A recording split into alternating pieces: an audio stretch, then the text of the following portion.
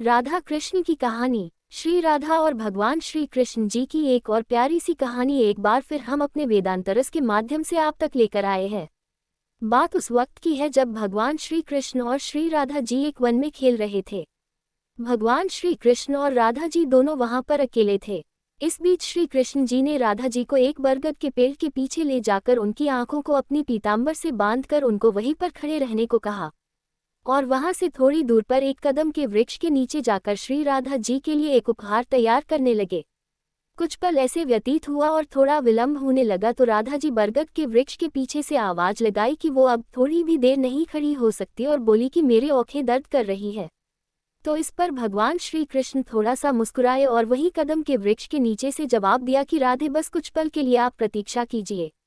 उसके बाद राधा जी वहीं आंख बंद करके प्रतीक्षा करती रहती है और यहाँ श्री कृष्ण जी जल्दी जल्दी अपना काम पूरा करने लगते हैं और जल्द ही श्री कृष्ण जी काम पूरा करके श्री राधा जी के पास गए और श्री कृष्ण ने अपनी हाथों से श्री राधा जी की आंखों से पीतांबर हटाया और फिर उनको अपना उपहार दिखाने के लिए श्री राधा जी को कदम के वृक्ष के नीचे ले गए।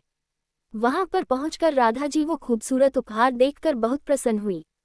श्री राधा जी ने जब देखा एक विशाल फूलों से सजा हुआ झूला देखा तो वो एक छोटी बच्ची की भांति हंसते हुए उस झूले से जा लिपटी। भगवान श्री कृष्ण ने बड़ी लगन से ये उपहार श्री राधे के लिए तैयार किया था। फिर राधा जी उस झूले पर बैठकर श्री कृष्ण जी से बोलती है, कान्हा पीछे से थोड़ा झूले को धक्का लगा दो। फिर श्री कृष्ण प्रसन्न मन से झूले को पीछे से धक्का लगाने लगते हैं और श्री कृष्ण जी ने इस प्रकार झूले को यमुना जी के तट पर बनाया था कि जितनी बार श्री कृष्ण जी झूले को धक्का लगाते हैं और राधा जी जब आगे की ओर जाती या पीछे की ओर आती तो राधा जी कोमल चरण यमुना जी निर्मल लहरों को छूटे हुए निकल जाती। ऐसे ही कुछ वक्त चलता रहा। फिर अचानक से श्री राधा जी की नज़र उस झूले में लगी एक श्वेत फूल पर जा पड़ी और उस पुष्प को देखते ही श्री राधा जी बहुत अधिक प्रसन्न होकर श्री कृष्ण जी से कहती है कि हे कान्हा, ये पुष्प तो हमारे व्रज में तो नहीं है, तो आप इस पुष्प को कहाँ से लेकर आए। इस बात भगवान श्री कृष्ण मुस्कुराते हुए बोले कि मैं ये त्रेतायुग से लाया था। त्रेतायुग? ये सुनकर राधा जी को आश्चर्य हुआ और फिर पूछी कि त्रेतायुग से कैसे। फिर श्री कृष्ण जी ने झूला रोककर और राधा जी के बगल में जाकर बैठ गए और फिर श्री कृष्ण प्रेम के आंसू अपने आंखों में लिए राधा जी को बताते हैं कि हाँ राधे, त्रेतायुग से लाया हूँ। जब मैंने पहली बार तुम्हें देखा था तो तुम पुष्प वाटिका में थी। पहली बार तुम्हें देखते ही राधे मुझे तुम्हें उसी पल एक अपने हाथों से बनाया हुआ पुष्प से निर्मित झूला देने को मन किया, परंतु उस समय मैं रामावतार में था और मर्यादा पुरुषोत्तम होने की वजह से अपनी वो प्यारी सी इच्छा पूरी न कर सका।